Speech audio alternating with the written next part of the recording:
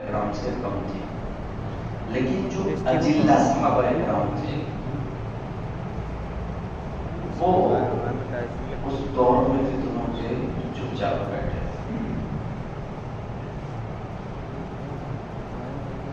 پہلے تو میں نے اس حدیث کو پڑھا تو میری بات یہ سمجھ میں آئی کہ یہ حدیث اس دور کے لیے تھی جب یہ فتنہ واقع ہوا، لیکن یہ حکم آج کے لیے ان فتنوں میں جو شریک ہوگا وہ بھی مبتلا ہوگا. اب اس وقت وہ فتنہ رونما ہوا تھا، ایک گروہ ادھر تھا ایک گروہ ادھر تھا، اور ایک فتنہ برپا ہوا جس کی وجہ سے سینکڑوں صحابہ کرام شہید ہوئے، بہت سارے مسلمانوں کا خون بہا، لیکن وہ فتنہ بند نہیں ہوا. آج بھی آج جاری اس معنی میں ہے کہ آج بھی اس مسئلے میں امت مسلمہ کے کل بھی 3 گروہ تھے، آج بھی 3 گروہ. پہلے اس وقت جو گروہ تھے 2، ایک شیعہ علی اور ایک شیعہ معاویہ، یعنی ایک شیعہ علی اور مخالف، اور تیسرا گروہ چپ بیٹھنے والا جو نہیں کے ساتھ تھا ان کے ساتھ. حضرت مشہور تابعی حضرت قیس بن احنف کی روایت موجود ہے کہ میں حج کے علاقے سے نکلا، بصرہ سے مدینہ منورہ گیا.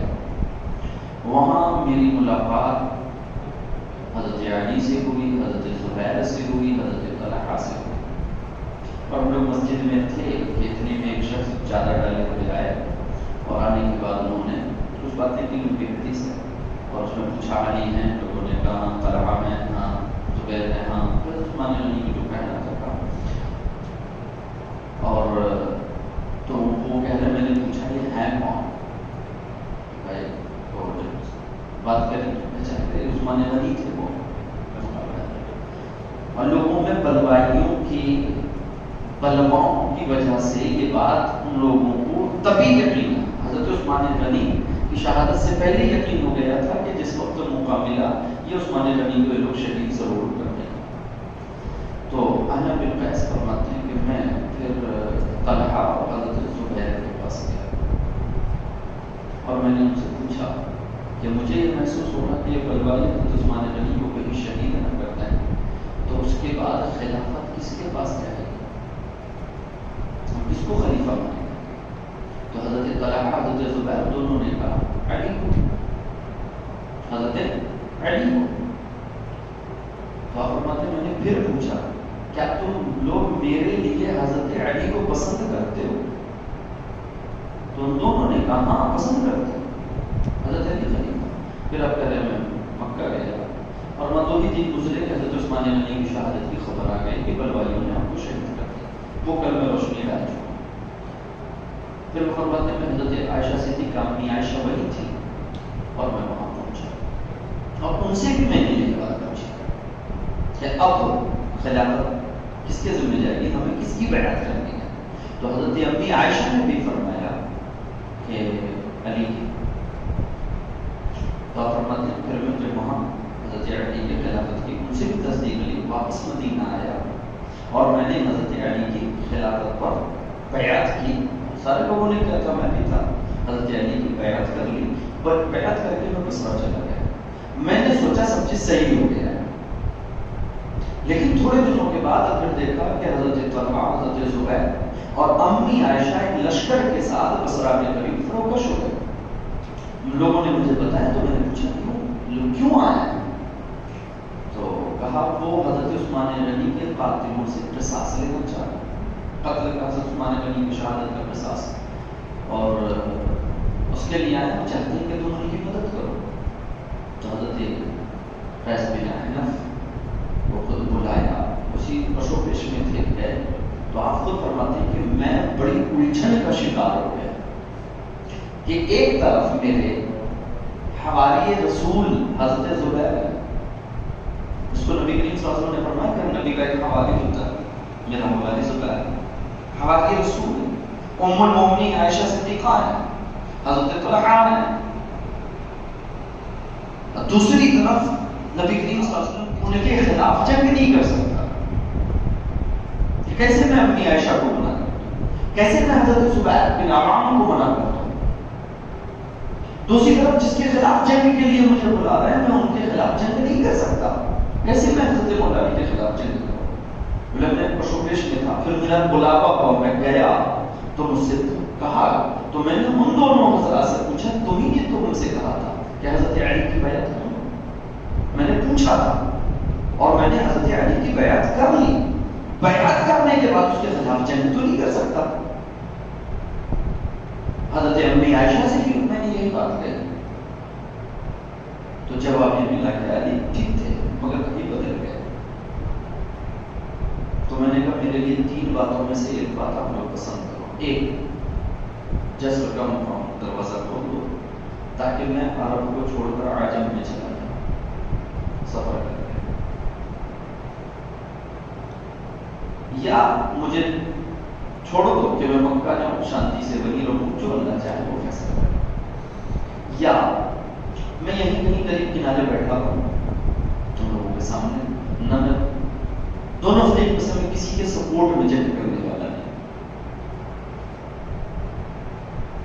تو ان لوگوں نے آپس میں مشورہ کیا. مشورہ کرنے کے بعد یہ ہوا کہ اگر یہ باہر چلا جائے گا تو اس کے ساتھ بہت سے لوگ چلے جائیں گے، ہمیں میرے یاروں مددگار چھوڑ کر. اور اگر یہ مکہ چلا گیا تو مکہ والے جب حالات سچویشن سمجھیں گے تو بھی ہمیں بے یاروں مددگار چھوڑیں گے. تو اس کو اپنے پاس ہی رہے. تو انہوں قریب میں ایک گاؤں میں جا کر کے آپ ٹھہر گئے اور انا بن قیس کے ساتھ راوی کا بیان 10,000 لوگ وہاں جا کر ٹھہر گئے. جنگ سے انسان نہ لیتے. یہ بات حدیث سے اس لیے سنائی ہے. ایک چیز ہم میں سے ہر ایک کو یاد رکھنا کہ ہم جج نہیں، جج ایک ہے، ججمنٹ کا ایک دن ہے. اس دن فیصلہ ہو. نبی کریم صلی اللہ علیہ وسلم نے جیسے اس فتنے کے بارے میں فرمایا تھا کہ شریک ہونا، آج بھی ویسے ہی تو کرو ہے. اس فتنے کے تعلق سے ایک وہ کرو جو حضرت علی کو حق پر مان رہے ہیں اور حضرت امیر معاویہ پر طعن و تشنیع کر رہے ہیں. دوسرے گروہ وہ ہیں جو حضرت امیر معاویہ کو حق پر مانتے ہیں اور ادھر ان کے اوپر حضرت امی عائشہ پر، وہ حضرت علی کو حق پر مانتے ہیں، امی عائشہ پر طعن و تشنیع کرتے ہیں. اور تیسرا جو سب سے محفوظ گروہ جو نہ اس کے ساتھ ہو نہ ان کے ساتھ ہو، سب سے محفوظ سیف پوائنٹ ہے. اور اس چیز کو یاد رکھیں، یہ فتنے کا دروازہ بند نہیں.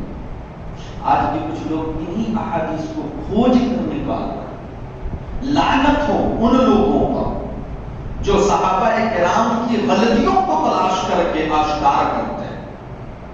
اللہ اور اس کے رسول کی اور تمام مومنین کی لعنت ہو ایسے لوگوں پر جو صحابہ کرام کی غلطیاں تلاش کرتے ہیں. اور لعنت ہو اللہ اور رسول کی اور تمام مومنین کی ان لوگوں پر جو صحابہ کے محبت کے آڑ میں اہل بیت اطہار کو لعنت کرتے ہیں. یہ دونوں لعنت ہیں.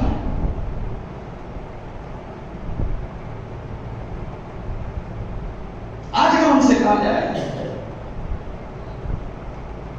کس کو بھی یہ کتنے بڑے گھوم رہے ہیں جج بنے ہوئے جو ان احادیث کو کھود کے نکالتے ہیں، جی یہ ہوا تھا، یہ ممبر پر لعنت کا حکم ملا تھا، انہوں نے وہ کیا تھا، انہوں نے یہ کیا تھا، نبی کریم صلی اللہ علیہ وسلم نے یہ بشارت دی تھی.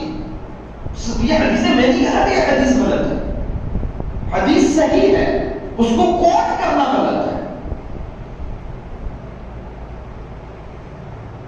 نبی کریم صلی اللہ علیہ وسلم نے ایک چیز کو بیان کیا تھا، یہاں تک کہ خود حضرت امی عائشہ راوی ہیں، فرماتی ہیں جب عوف کے چشمے پر بنو عامر کا چشمہ قبیلہ بنو عامر کا تھا، جب لشکر جن کا دامن پھٹا ہے، وہ جن کے ایمان کا پتہ نہیں ہے، وہ جن کو علم صحیح سے نہیں پتا، وہ جو اپنی دینداری کے بارے میں نہیں جانتا کہ میں کتنا دیندار ہوں، دینداری کہتے کس کو ہے، وہ کمنٹ کر رہا ہے صحابہ جیسی عظیم جماعت پر، وہ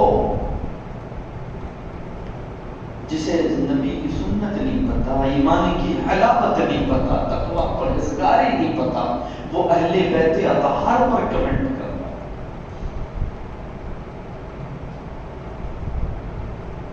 سب سے پہلے جو چیز آپ کو گانٹھ باندھنی ہے، وہ سب سے مضبوط چیز اگر ایمان کی حفاظت چاہتے ہیں، وہاں میدان میں تب چلے جانا، چاہے مولا علی کے ساتھ ہو یا حضرت اپنی عائشہ کے ساتھ ہو، چلے جانا۔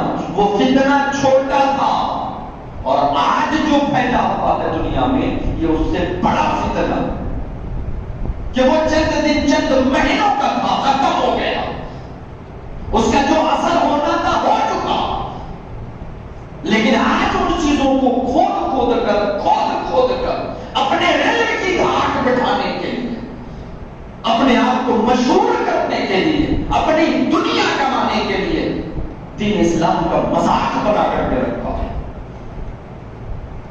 اور وہی لوگ خود کہتے ہیں، اور پوری امت کا متفق ہے، پوری امت کا، یہاں پر کسی کا اختلاف نہیں کہ حضرت علی جب خلیفہ بنے، آپ خلیفہ برحق تھے، ہیں، پوری امت متفق ہے اس چیز پر کہ حضرت علی چوتھے برحق خلیفہ ہیں،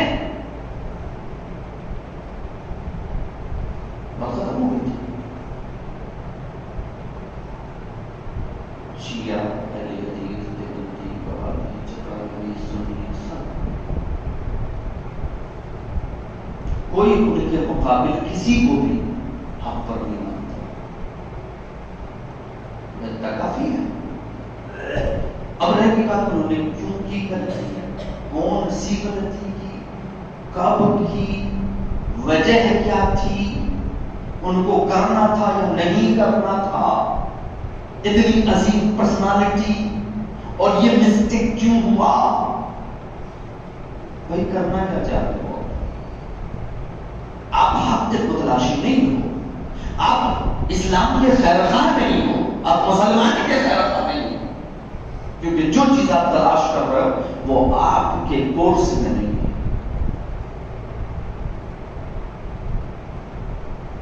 آپ کا کام، آپ جج نہیں، کوئی نہیں،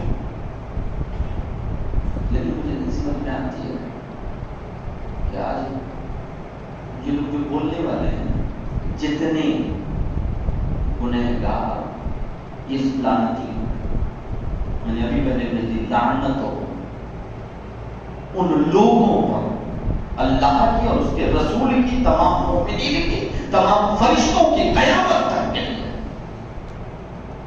جو صحابہ کرام کا مواخذہ ہے،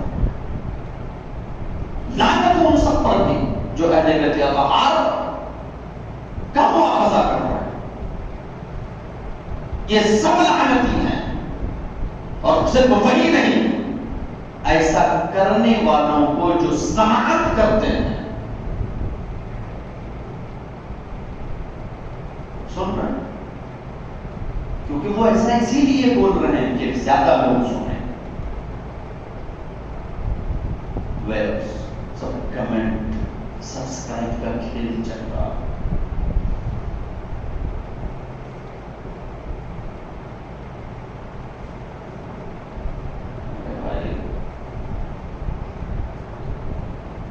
جب ان سب چیزوں کو دیکھتا سنتا ہوں تو دل کرتا ہے کہ انسان حقیقت میں اس دور میں بھی کوشانشی زیادہ کرتا ہے، جتنا زیادہ آپ ان سب میں پڑھتے جائیں گے اتنا ہی زیادہ فتنوں میں مبتلا ہوتے جائیں گے، اور اتنا ہی زیادہ آپ کا ایمان آپ سے دور ہوتا چلا جائے گا۔ کوئی بھی ہو، چاہے جتنا بڑا جھوٹا ہے، کسی بھی فرقے کا، اگر کبھی وہ گفتگو شروع کرے صحابہ کے بارے میں، ٹھیک، سنت بتا رہا ہوں صحابہ کے حوالے سے، ٹھیک ہے، صحابہ کے حوالے سے ان کے اچھے کردار بتا رہا ہوں، ٹھیک ہے، اہل بیت اطہارہ کی خوبیاں بتا رہا ہوں، ٹھیک ہے، لیکن جب کمیوں پر بات آئے فوراً اسے اپنے دل سے ویسے نکالو جیسے دودھ سے مکھی نکال کے پھینکتے ہیں۔ آپ سننا بند کر دیں گے، آپ انہیں بھاؤ دینا بند کر دیں گے، یہ خود بخود چپ ہو جائے گا۔ سب سے ضروری حوالے کی وجہ ہوئی حضرت مولا علی کے خلافت پر مدینہ کے سارے لوگ ہی متفق نہیں تھے، آج بھی پوری امت متفق ہے، کہیں کوئی اختلاف نہیں۔ حضرت مولا علی خلیفہ واحد برحق خلیفہ ہیں، کسی کا کوئی اختلاف نہیں، اور اگر اس وقت کوئی اختلاف کر رہا ہے تو وہ زندیق ہے، منافق ہے، یہ جانیں ذرہ برابر بھی اگر اس کو ڈاؤٹ ہو اس بات پر تو وہ زندیق اور منافق ہے، چاہے وہ جتنا اچھا قرآن پڑھتا ہو، چاہے جتنی اچھی بات کرتا ہو، اگر مولا علی کے خلافت میں ذرہ برابر بھی خلیفہ راشد ہونے میں ڈاؤٹ ہو، زندیق ہے، منافق ہے۔ ایسے نہیں کرے گا، احساس نہیں کرے گا کہ علی تجھ سے محبت نہیں کرے گا مگر مومن، تجھ سے نفرت نہیں کرے گا مگر منافق۔ اس موضوع کی طرف ہوا کرتا، سب سے پہلی چیز حضرت عثمان غنی کی شہادت میں آپ کو بتا چکا، حضرت عثمان غنی شہید، آپ کو میں نے پورا سچویشن ایک نقشہ کھینچا تھا، یاد رکھو۔ اب اس کے بعد حضرت عثمان غنی کی شہادت کے بعد کس شخص کو ان کے قصاص میں قتل کیا جاتا؟ حضرت مولا علی خلیفہ بنے، کس کو قتل کرتے کہ ہاں یہ حضرت عثمان غنی کے قاتل ہیں، قتل کرتے؟ معاملہ الجھا ہوا تھا، یہاں تک کہ حضرت مولا علی جب مقام صفین پر پہنچے ہیں اور وہاں حضرت معاویہ سے گفتگو شنید ہو رہی تھی تو سعد بن ابی وقاص حضرت مولا علی کے پاس شام میں آئے بات چیت صلح کے لیے، 3 مہینہ دونوں کے درمیان میں بات چیت ہوتی رہی کہ صلح ہو جائے۔ حضرت سعد بن ابی وقاص آئے تو یہی بات ہو رہی تھی، یہ سوال تھا کہ حضرت امیر معاویہ یہ چاہتے تھے کہ قاتلان عثمان سے قصاص لیا جائے۔ بلوائی جو مدینے میں تھے، مصر کے لوگ تھے اور جتنے بھی لوگ تھے، جب حضرت علی کو خبر لگی حضرت امیر معاویہ کے بارے میں، آپ بس جنگ کے لیے تیاری کا آپ نے حکم دیا، پہلے آپ نے دعوت دی تھی حضرت امیر معاویہ کو بیعت کرنے کی، خط لکھا تھا اور انہوں نے بیعت کرنے کے بجائے ادھر سے خالی لفافہ لیا تھا، اس میں کچھ نہیں تھا، اور حضرت عثمان غنی سے کے خون سے آلود کپڑا کرتا کا وہ شام کی جامع مسجد کے ممبر پر رکھا ہوا تھا۔ ان کی مانگ تھی کہ بیعت ہم بعد میں کریں گے، پہلے آپ قاتلان عثمان سے قصاص کریں۔ حضرت سعد بن وقاص جب یہی بات کرنے آئے تو صبح کے وقت میں 10,000 لوگ، کتنے؟ 10,000 وہ بلوائی کہ 3 لوگ تلوار لے کر صف باندھے کھڑے ایک جٹ آواز میں اعلان کر رہے تھے ہم ہیں قاتلان عثمان، لوگ کے ساتھ کس سے لیا جاتا؟ 10,000 لوگوں سے۔ حضرت مولا علی نے کہا دیکھو معاملہ اتنا الجھا ہے، پہلے بیعت ہو جائے، پورے اسلامی مملکت میں سکون ہو جائے، پھر آرام سے تحقیق کی جائے، پھر جو قاتل عثمان ٹھہرے اس سے قصاص کیا جائے۔ حضرت مولا علی کا موقف یہ، وہیں حضرت امیر معاویہ کا موقف یہ تھا کہ پہلے عثمان غنی کے قاتلوں سے قصاص لیا جائے، پھر بیعت کی بات کی جائے۔ یہ سب غلط فہمیاں ہونے کی وجہ یہ تھی کہ حضرت مولا علی مدینہ میں، حضرت امی عائشہ مکہ میں، حضرت امیر معاویہ شام میں. اور آپ کو حقیقت بتاؤں، جب پوری عالم یہودیت اور عیسائیت مسلمانوں سے ہر جنگ میں شکست کھا چکی، تو اس نے ایسے لوگوں کو ٹرین کیا جو مسلمان بن کر مسلمانوں میں فتنہ پھیلانے. اسی میں سے ایک نام ابن سبا کا، یہ اس وقت کا بڑا گرو بھنڈال تھا. مسلمانوں میں حضرت عثمان غنی کی شہادت میں بہت کچھ ہاتھ اس کا بھی تھا، فتنہ پھیلانے. پھر یہ ساری جنگوں میں بھی اس کا بہت بڑا، یہ یہودی تھا، مسلمانوں کے لباس میں سخت کالا تھا اور بہت بات کرنے کا بہت اچھا ہنر تھا. لوگوں کو تھوڑی دیر میں موٹیویشن دیتا، لوگوں کو صحیح رنگ سے غلط راہ پر لے جاتا. تو ایسے ایک نہیں بہت سے جو مسلمانوں میں مسلمان بن کر گئے، کیونکہ مسلمان ایک جٹ جب تک تھے پوری دنیا کام رہی تھی.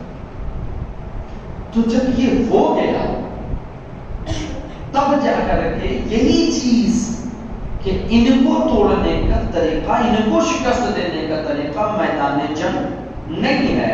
اگر انہیں کمزور کرنا ہے، ختم کرنا ہے، تو ان کے اتحاد کو پارا پارا کرنا.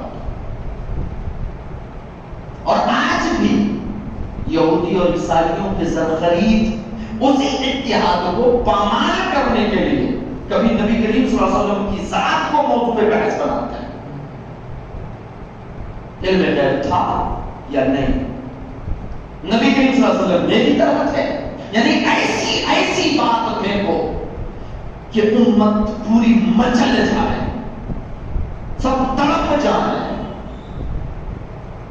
اور جذباتی ہو کر کے کچھ لوگ میرے اگینسٹ جو ہوں گے تو کچھ لوگ سپورٹ میں بھی. نبی کریم صلی اللہ علیہ وسلم کے ساتھ کو موضوع بحث بنایا گیا. اور اب یہ دور چلا ہے کہ صحابہ اور اہل بیت کو موضوع، یعنی نبی کریم صلی اللہ علیہ وسلم کی محبت پوری امت کے سینے سے نکال چکے اور اپنا آئیڈیل اور ہیروئی امت مان گئی. صحابہ اکرام کو حضرت ابوبکر صدیق کا تذکرہ، حضرت عمر فاروق کا تذکرہ، حضرت مولا علی کا تذکرہ، حضرت عثمان غنی کا تذکرہ بڑے فخر سے تھا. لیکن وہاں بھی تو کمی نکالنا تاکہ جو ماڈل ہے وہ خراب ہو جائے. علامہ اقبال نے نکالا ہے، پاپا کش جو موت سے ڈرتا نہیں، روح محمد ان کے سینوں سے نکال دو، دیگر فکر عرب کو، فرقی تخیلات اسلام کو، حجاز و یمن سے نکال دو. یہ یہودیوں کی سازش، ان کے سینے سے نبی کریم صلی اللہ علیہ وسلم کی محبت نکال دو. نکال دی نہیں نکالتی. آپ کو کیا لگتا ہے کہ صرف غیر مسلم نبی کی شان کو گستاخی کرتے ہیں؟ بڑے بڑے علامہ کر رہے ہیں، بڑے بڑے علم والے بیٹھ کر نبی کی شان، نبی کے گستاخیوں پر پوری پوری کتاب لکھ کر. کیا لگتا ہے نبی کریم صلی اللہ علیہ وسلم کی شادیوں پر آج اعتراض جو غیر مسلم کر رہا ہے، اسے نصیحت پڑی ہے؟ نہیں بھائی، مولویوں نے لکھی ہے، پہلے یہ کمنٹ مولویوں نے پاس کی ہے. پہلے اعتراض یہیں سے ہوا، پھر وہ اعتراض دوسروں تک پہنچا، پھر دوسرے بھی کرنے لگے.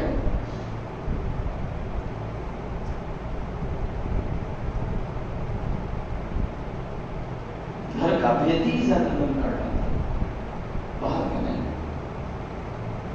اب سچویشن سمجھنے میں بات بالکل واضح ہو جائے. دو جھنڈے جو بہت کمپلیکیٹڈ ہیں اس مسلمانوں کے درمیان میں الجھاؤں. ایک حضرت امی عائشہ اور حضرت مولا علی کے درمیان میں، دوسری حضرت مولا علی حضرت امیر معاویہ کے درمیان.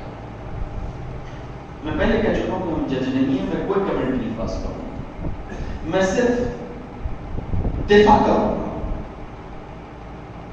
حضرت امی عائشہ کی بھی، حضرت امیر معاویہ کی بھی، حضرت مولا علی کی، سب کی. میں کسی کے سپورٹ میں نہیں، میں سب کے سپورٹ میں. مجھے کسی ایک سے محبت نہیں ہے، مجھے سب سے محبت ہے، اور مجھے سب سے محبت ہم میں سے ہر ایک کو کرنی ہے.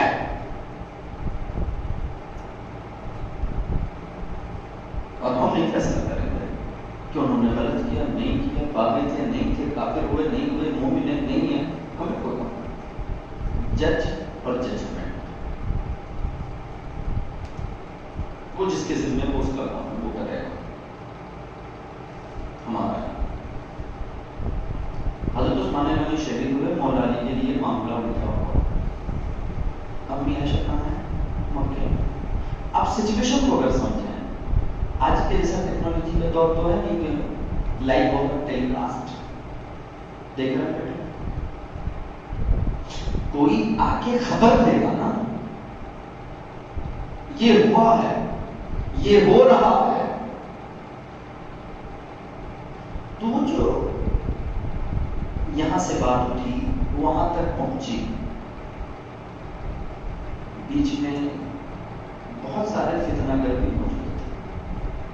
حضرت امی عائشہ کا حضرت مولا علی کے خلاف فوج لے کے نکلنا، یہ ایک لوگ اس کو اجتہادی غلطی کہتے ہیں. میں اس کو غلط فہمی کہتا ہوں، مس انڈرسٹینڈنگ. دونوں میں بہت فرق ہے. حضرت امی عائشہ تک جو خبر پہنچی، ایسے اس سے حضرت طلحہ ہیں، حضرت زبیر ہیں، حضرت امی عائشہ تینوں ساتھ میں تھے. اور حضرت امی عائشہ کی سربراہی تھی کیونکہ ام المؤمنین ہیں، ان کی آواز پر بہت سے لوگ جمع ہو گئے.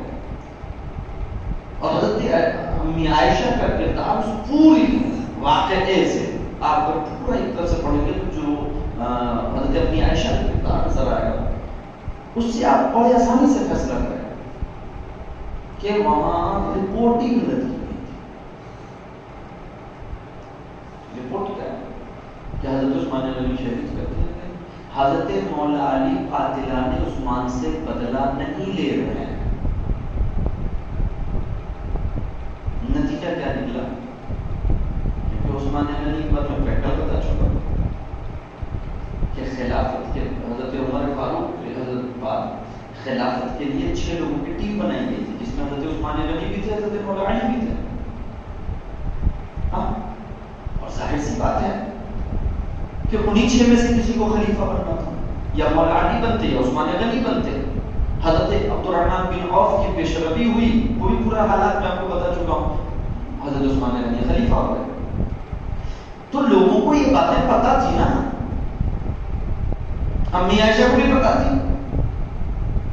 تو جہاں یہ پہنچا عثمان غنی کی قتل کا بدلہ علی نہیں لے رہے ہیں، تو ذہن میں کون سی بات آئے گی؟ اس کا مطلب قتل میں کہیں سازش تو نہیں تھی.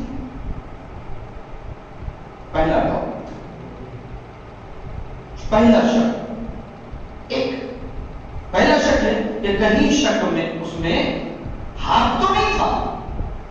اور میں زبردی نہیں کہہ رہا، آپ حدیث پڑھ لیں. حضرت مولا علی نے کئی دفعہ علی اعلان اس چیز کو کلیئر کیا کہ عثمان غنی کے قاتلوں پر لعنت ہو. جب خبر ملی حضرت امی عائشہ وہاں بیٹھ کر کے قاتلان عثمان پر لعنت کر رہی ہیں، تو حضرت علی نے بھی ہاتھ اٹھایا، کہا عثمان غنی کے قاتلوں پر لعنت ہو، بیابان میں ہو، شہر میں ہو، پہاڑوں میں.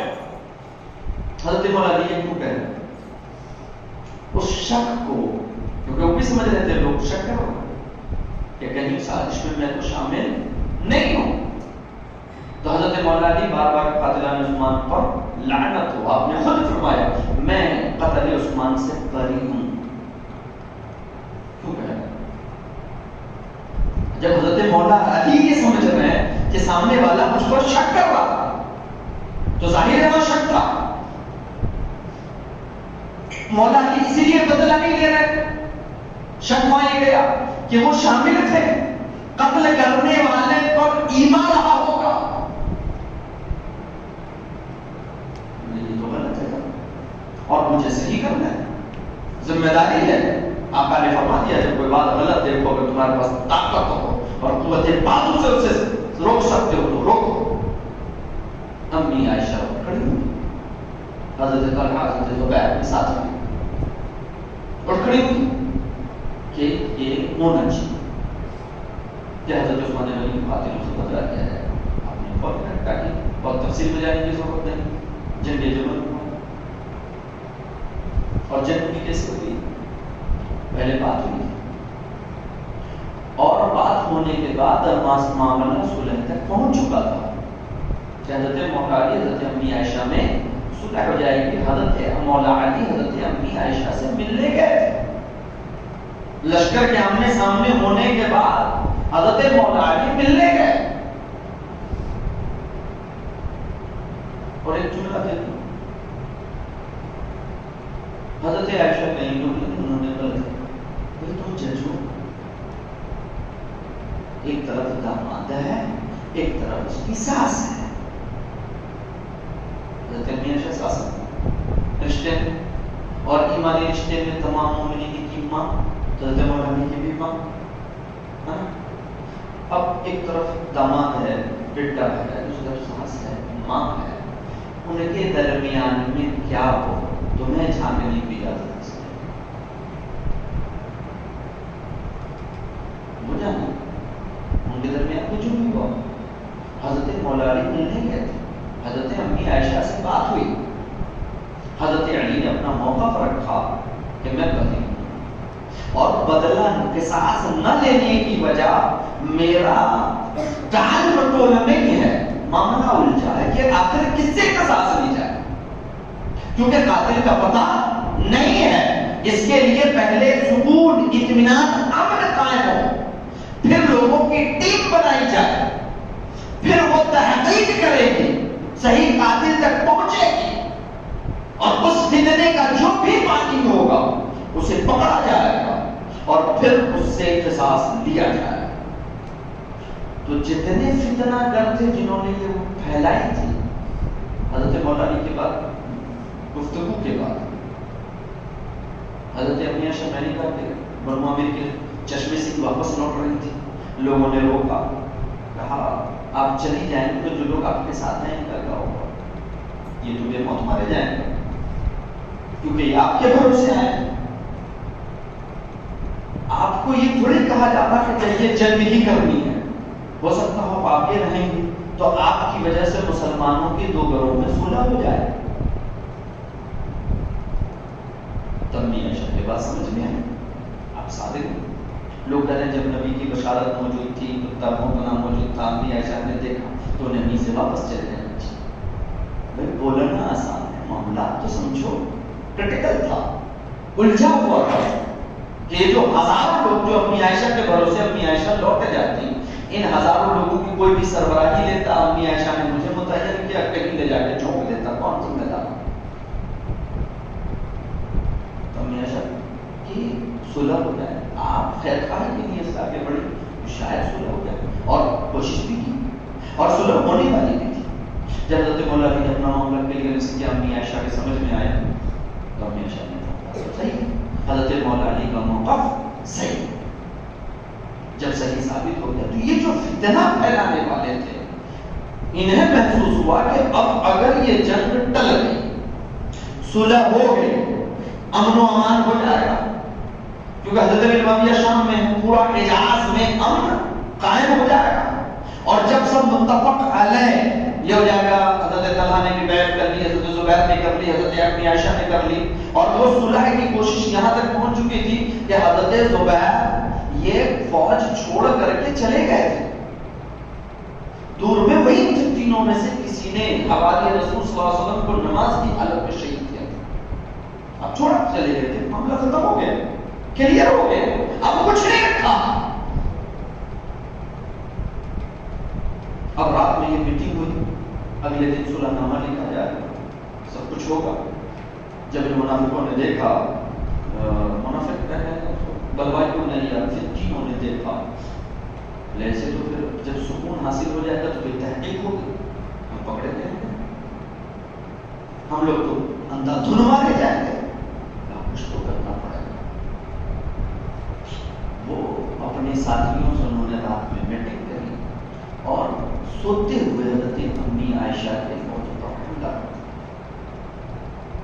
ان کی فوج کو یہ لگا امی عائشہ کی طرف سے کوئی حملے کا حکم نہیں ہوا تھا، حملہ ہوا، فوج اٹھے، جب ان پوری آرمی کو جو ان کے ساتھ لوگ تھے انہیں لگا کہ مولا علی نے دھوکہ کیا اور سوتے میں حملہ کر دیا۔ جنگ شروع ہوئی، حضرت کعب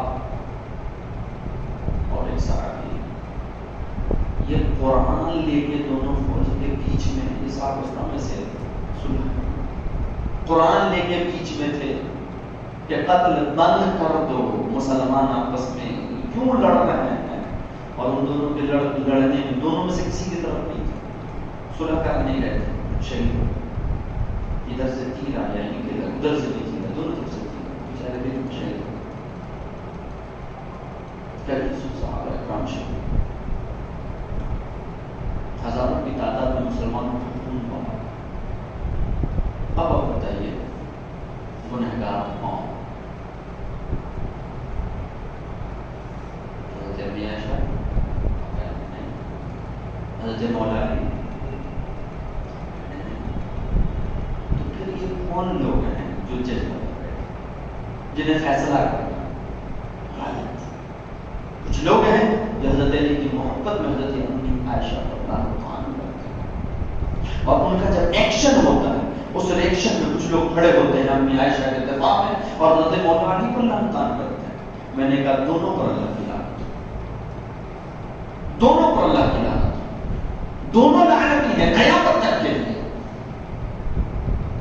اللہ پر ان کو سمجھ اور شعور اور دین کی خیر خواہی اور تھوڑی عقل اور سمجھ ہوتا ہے، یہی دعا کر سکتے ہیں، توبہ کی توفیق عطا فرما۔ ایک تو یہ جنت کوئی اس کا جو نقصان ہونا تھا وہ ہوا۔ حضرت امی عائشہ کے اونٹ سے اب گر پڑی، پھر حضرت مولا علی نے حضرت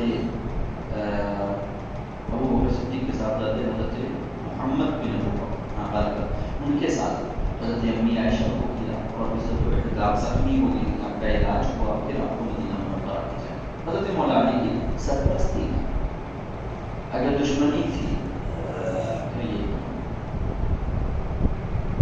نہیں تھی، ان کے درمیان میں کچھ نہیں تھا، وہ بھی نکلی ہم کے لیے، یہ بھی نکلے ہم کے لیے۔ یہ الگ بات ہے کہ وہاں بیچ میں خبری عالم جو تھا وہ بیمان نکلا، ایسی کچھ کیفیت، اور میں کل بتا چکا ہوں۔ اب یہ والا میٹر امی عائشہ والا تھا وہ آپ سمجھے، اب جو حضرت امیر معاویہ والا میٹر ہے اس کو سمجھنے کے لیے آپ کو ایک چیز سمجھنا ہوگا، کل میں بتا چکا ہوں کہ حضرت عثمان غنی اموی تھے، حضرت مولا علی قریشی تھے۔ اموی قریشی میں سالوں جنگ چلی، سالوں اسلام آیا، وہ دشمنی دوستی میں بدلی، لیکن وہ جنگ جو لوگ موجود تھے ابھی ان کے سامنے ہی تو بند ہوئی ہے، ابھی نئی دوستی ہوئی ہے، لوگوں کے دلوں میں وہ چیزیں پہلے یاد تھی، یہ لوگ جنگ والے تھے، ایک چیز ذہن میں پہلے سے سیٹ ہے، اور جیسے کوئی بات پتہ چلتی ہے تو ایک مینٹلٹی، ایک سوچ فوراً دماغ میں خاکہ بن جاتی ہے، یہ انسان کی خوبی ہے یا خرابی ہے۔ اب حضرت مولا علی قریشی جو شہید ہوا ہے وہ اموی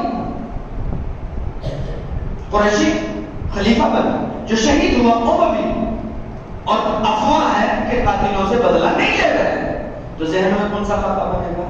اسی لیے نہیں لے رہے ہیں وہ اموی ہیں۔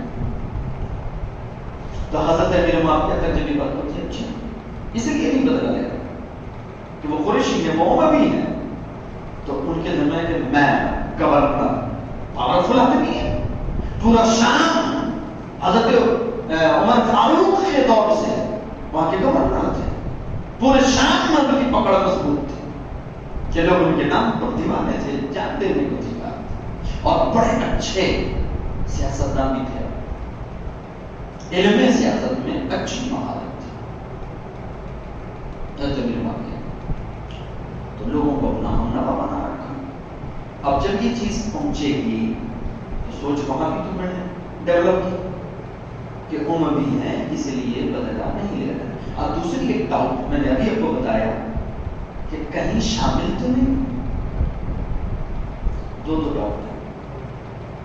اور حضرت ابن معاویہ پاورفل گورنر، آرمی ہے، فوج تیار ہے اشارے پر جان دینے کے لیے، تو بدلا لینا چاہیے۔ کیا ہے ویسے کہ قاتلان عثمان سے اگر وہ نہیں لے رہے تو نہ لے، ہمارے پاس طاقت ہے، ہم لیں گے، چلو آرمی تیار کرو، چلتے ہیں۔ وہاں بعد بیعت یا خلافت کی تھی نہیں، بات یہ تھی۔ اور اس سب چیزوں میں آج کل ٹیکنالوجی کا زمانہ نہیں تھا کہ 2-4 دن میں مسئلہ طے ہو جاتا، ایک خط آتا، دوسرا خط جاتا، مہینوں لگتے تھے۔ بھائی ایک خط وہاں یہاں سے بھیجا گیا مدینہ سے، وہاں جواب پڑھا گیا، پھر آیا، اس کے بیچ میں یہاں کیا کیا 2-4 مہینوں میں ہو جائے، وہاں سے خط آیا، پھر وہاں کیا کیا ہو جائے، تو وہ افواہیں، وہ اس کا فساد کرا، بات سے بات نکلتی گئی، اور زیادہ اختلافات گہرے ہوتے گئے، ڈاؤٹ اور مضبوط ہوتا گیا۔ بے یار و مددگار حضرت عثمان غنی کو شہید کیا گیا، وہ محبت کے اموی میں، حضرت ابن معاویہ اموی، حضرت عثمان غنی بھی اموی۔ اب وہاں وہ چیز اور کی کہ میں اموی طاقتور، وہ نہیں لے رہے، ٹھیک ہے، وہ قریشی ہیں، امویوں کے قتل کا قصاص کیوں لے گئے، تو میں تو لے سکتا ہوں، میں لوں گا، چلو آدمی تیار ہو گیا۔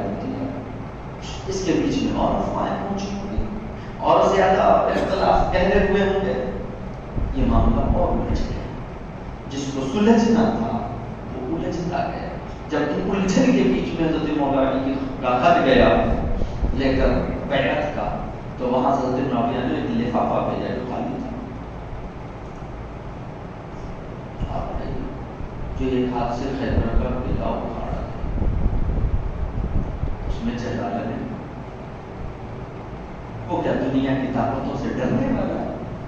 نہیں، ختم ہی کر، خلیفہ ہے، مکہ مدینہ میں متفق، حضرت امی عائشہ والا بھی کیس کلوزڈ، سب اتفاقی طور پر خلیفہ۔ حضرت مولا علی نے اس کے بعد بڑی اچھی کی شام، بصرہ، کوفہ، افریقہ، وہ عراق، دیکھا گیا عراق تک اپنی گورنر متعین کر لیے، اس طرف سے بصرہ، اس طرف سے عراق، شام بیچ میں، وہاں تک حضرت مولا علی کی خلافت کا سسٹم بنا دیا۔ اب حضرت امیر معاویہ کے لیے ڈبل خطرہ، ادھر سے بھی حملے کا، ادھر سے بھی حملے کا، وہ ڈاؤٹ اور بڑھا کہ حضرت مولا علی ادھر طاقتور ہے، ادھر بھی دونوں طرف سے گھیر رہے ہیں، جیسے انڈیا چائنا کی حرکتوں پر پریشان، کیوں جا رہا ہے بھائی پاکستان، کیوں جا رہا ہے سری لنکا، ہمیں گھیر رہا ہے کیا، ہمیں بھی توڑ کر دی، ہم بھی گھیریں، یہی سیاست ہے۔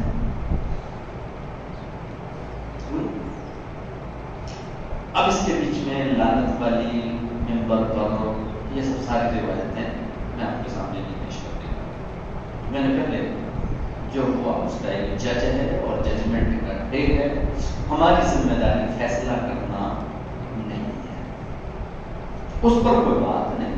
ہاں اب میں نے آپ کو کلیئر کر دی کہ جنگ صفین جسے کہتے ہیں اس کی وجہ کیا تھی، جنگ نہروان، جنگ صفین، اس کی وجہ۔ اب جب فوجیں ہوئی، پھر بات چیت ہوئی، صلح کی کوشش کی گئی، وہ کوشش کامیاب نہیں ہوئی۔ کامیاب نہ ہونے کی وجہ وہی تھی کہ مولا علی کا موقف پہلے بیعت ہو، اطمینان ہو، پھر تحقیق ہو، صحیح انسان ہو.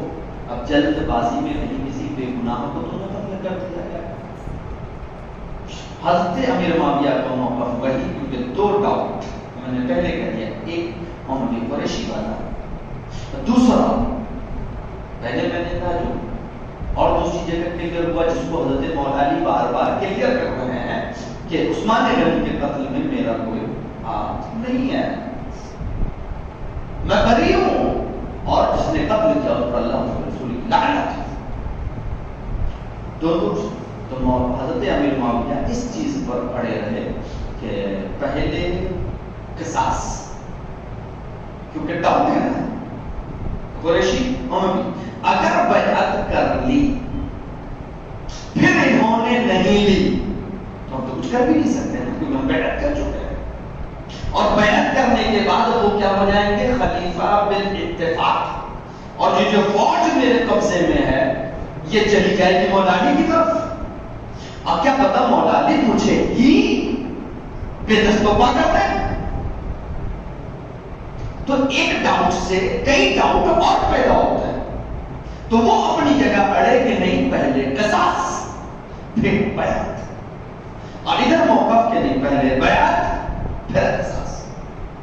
بڑی کوششیں، بڑی بحثیں ہوئی، کئی مہینے چلے، جس میں حضرت ابو موسیٰ اشعری اور حضرت سعد بن ابی وقاص کو دونوں طرف سے دونوں کا وہ بنایا گیا، امبیسڈر، سفارت. اور ان کے پیچھے 400، ان کے پیچھے 400 افراد کو دیے گئے. کہا یہ لوگ دونوں الگ بیٹھے، دونوں فوج اپنی اپنی جگہ، یہ دونوں الگ بیٹھے اور بیٹھ کر کے مشورہ کریں، رات رات بھر سر کھپاتے رہے.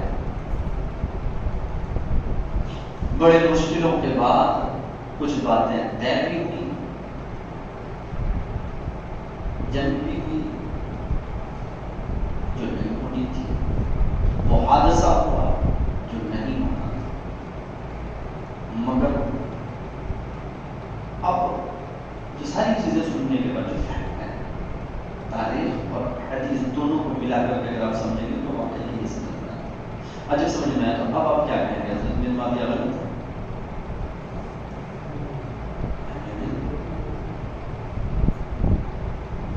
تو اپنا ڈاؤٹ ہے. اور حضرت مولا علی تو میں نے پہلے کہہ دیا ہے کہ امت میں کسی کا کوئی اختلاف آپ کے خلیفہ راشد ہونے پر نہیں ہے.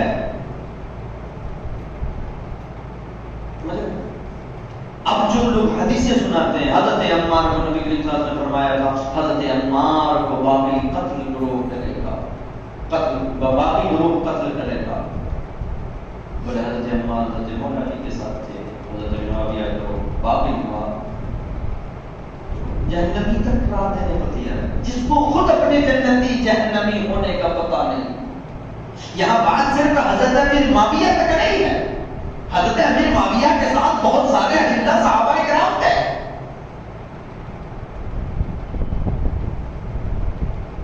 یہاں بات 1 2 4 صحابہ کی نہیں ہے، بہت سارے صحابہ کرام اس لشکر میں ہیں.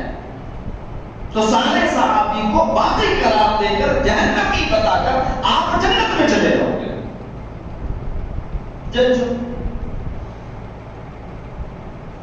بات صرف ایک کی نہیں. ہم اہل سنت والجماعت اسی لیے اس مسئلے میں سب سے بہتر رویہ حضرت ابو ایوب انصاری والا سمجھتے ہیں. موجود تھے، ایسا نہیں حضرت ابو ایوب انصاری بھی تھے، موجود تھے، مدینے میں تھے، نہیں گئے. حضرت عبداللہ ابن عمر والا سب سے سیف کارنر، سب سے سیف پلیس دنیا اور آخرت دونوں کے لیے.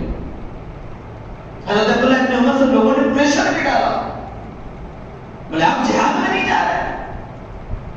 آپ نے فرمایا میں نے رسول اللہ صلی اللہ علیہ وسلم کے ساتھ جہاد کیا اور تجھ سے بہتر جانتا ہوں جہاد کہتے کس کو آئے. بولے کیا قرآن اللہ پاک نے نہیں فرمایا کہ ان سے قتل کرو یہاں تک کہ فتنہ ختم ہو جائے؟ تو یہ فتنہ اٹھ کھڑا ہوا ہے میدان میں. بہت پیارا جواب دیا. کرنے کے لیے حکم ہے، فتنہ کھڑا کرنے کے لیے نہیں۔ ہماری سنت والجماعت کا قول کہ ہمیں اہل بیت کو کھنگال کر کے وہاں کے کوڑے پھنسی نہیں نکالنے ہیں، یا صحابہ کو کھنگال کر کے وہاں ٹیڑھی چیزیں تلاش کر کے نہیں نکالنی ہے۔ آپ کو کیا لگتا ہے کہ آج کے جو مولوی پیدا ہو رہے ہیں 100-150 سال میں، انہیں میں حدیث پڑھی؟ اگر حدیث پچھلے جو علماء کرام گزرے انہوں نے لکھا نہیں ہوتا، سیو نہیں کیا ہوتا تو تمہیں پتا ہوتا نہیں نا؟ ان کو پتا تھی، پھر انہوں نے تقریروں میں کیوں نہیں کہا؟ انہوں نے کتاب میں لکھی کیونکہ علم کی حفاظت ان کی ذمہ داری تھی، انہوں نے نوٹ کر کے۔ لیکن کبھی کوئی آ کر کے فتویٰ نہیں دے رہا پوری امت معاویہ کو باغی قرار دے، نہیں نا؟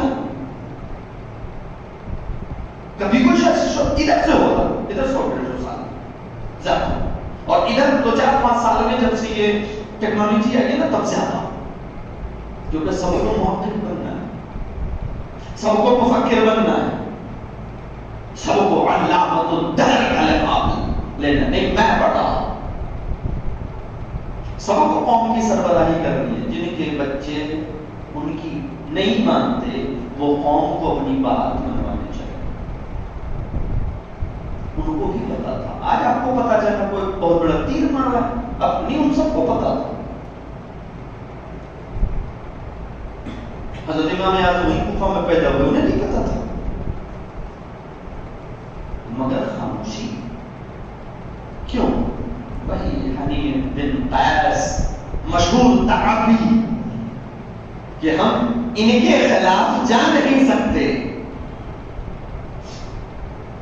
ان کو منع نہیں کر سکتے، ان سے جنگ نہیں کر سکتے، ان کو پکڑ کے ان کو چھوڑ نہیں سکتے، ان کو پکڑ کر ان کو نہیں چھوڑ سکتے۔ ہمارے لیے پریشانی ہے، بہتر کیا ہے؟ اب اگر اس کے مثال دو بڑے آسان سے، آپ کی کا ناخن کسی چیز سے کر کر کے اس میں دھار ہو جائے، برتن دھونے میں، کپڑا دھونے میں، دیوار جوڑنے میں، کوئی بھی کام جو آپ کر رہے ہیں اس میں ذرا سا دھار ہو گیا، نہیں بڑا ممکن ہے، آپ نے کیا نہیں ہے، ہو گیا، بات پر وقت ہے، پھر آپ کے آنکھ میں کھجلی ہوئی اور آپ نے کھجلا دیا اور جیتا پھٹ گیا، آپ کو تکلیف ہوئی نہیں، آنکھ پر ظلم ہوا، اس نے تو صرف کھجلی کو مانگا تھا، لیکن اس کی وجہ سے آنکھ کا جیتا پھٹ گیا، بہ گیا، اب آپ کیا کریں؟ انگلی کاٹ دیں کہ نہیں؟ آنکھ پر ظلم ہوا، انگلی کاٹ دی جائے تو انگلی ہے بھائی میں نے ظلم کیا ہی نہیں، میں تو پھوڑنے نہیں چاہ رہا تھا، میں تو کھجلی کرنے گیا تھا، وہ پھٹ گیا۔ بالکل یہی ہے،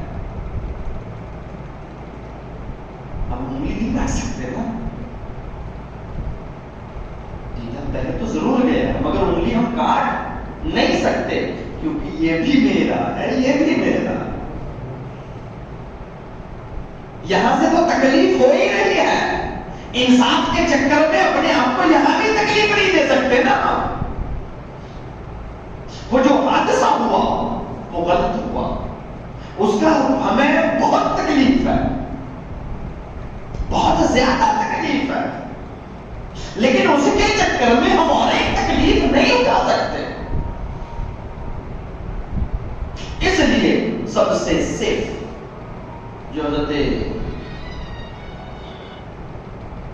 ابو ابن سعد کا تھا، حضرت عبداللہ ابن عمر کا تھا، اور کئی اجلہ صحابہ کا، ان میں ایسے اجلہ کرام تھے جو عشرہ مبشرہ میں سے سیف کارنر، دونوں میں سے کسی کو چھوڑ نہیں سکتے، تو بہتر کیا ہے ان کے عیبوں کو ان کے اور ان کے رب کے حوالے کر دیا جائے.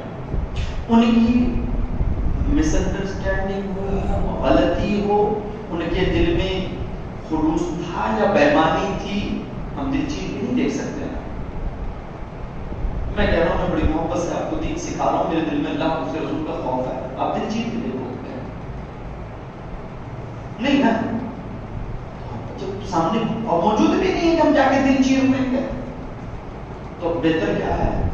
سب سے سیف کارنر ان سب کو اللہ کے حوالے کر دیا جائے، اور ایک ہاتھ میں اہل بیت کا دامن پکڑیں اور دوسرے ہاتھ میں صحابہ، اور دونوں سے محبت کرنی ہے، ہر حال میں کرنی ہے، اور دونوں میں سے